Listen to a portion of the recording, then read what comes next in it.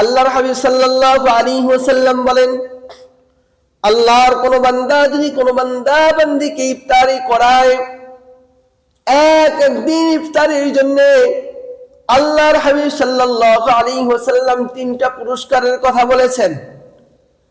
যেই বান্দা কাউকে ইফতার করাবে ওই বান্দার জন্য তিনটা পুরস্কার।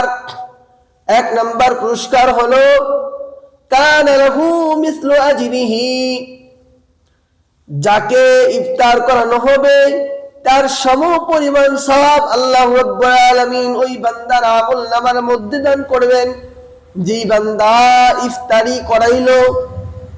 দুই নাম্বার মাগফিরাতান লিযুনুবি, যে ইফতারি করাইলো আল্লাহ রাব্বুল আলামিন তার জিন্দেগীর গুনাহগুলো মাফ করে দিবেন। কানা লাহু মাগফিরাতান লিযুনুবি, তাকে আল্লাহ তাআলা গুনাহ থেকে মাফ করে দিবেন। তিন নম্বরে আল্লাহ রাব্বুল আলামিন তাকে পুরস্কার দান করবেন ওয়াইক রাকাবাতিন মিনান নার, জাহান্নামের শাস্তি থেকে আল্লাহ তাআলা তাকে মুলতবি ঘোষণা করে দিবেন। এই জন্য তিনটা পুরস্কার। এক নাম্বার হলো রোজাদারের সমপরিমাণ সওয়াব। দুই নাম্বার যে ব্যক্তি ইফতার করাইবে তার জন্য দ্বিতীয় নাম্বার সওয়াব হলো আল্লাহ তাআলা তাকে মাফ করে দিবেন। তিন নম্বরে আল্লাহ তাআলা তার নামটা জাহান্নামের খাতা থেকে মুছে দিবেন।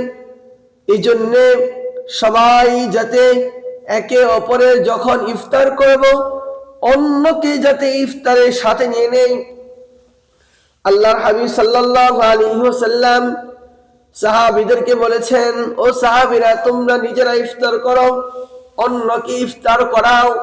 সাহাবারা বললেন, ইয়া রাসূলুল্লাহ, আমরা নিজেরাই তো ইফতার করতে পারি না, খাবারের সংকীর্ণতা। আল্লাহর হাবিব বললেন, একটা খেজুর দিয়েও যদি ইফতার করাইতে পারো তাহলে আল্লাহ তাআলা তোমাদেরকে এই তিনটা সওয়াব দান করবেন। এই জন্য আমরা নিজেরাও ইফতার করব, অন্যকেও ইফতার করাবো। আল্লাহ তাআলা আমাদের সবাইকে কবুল করুন, আমিন।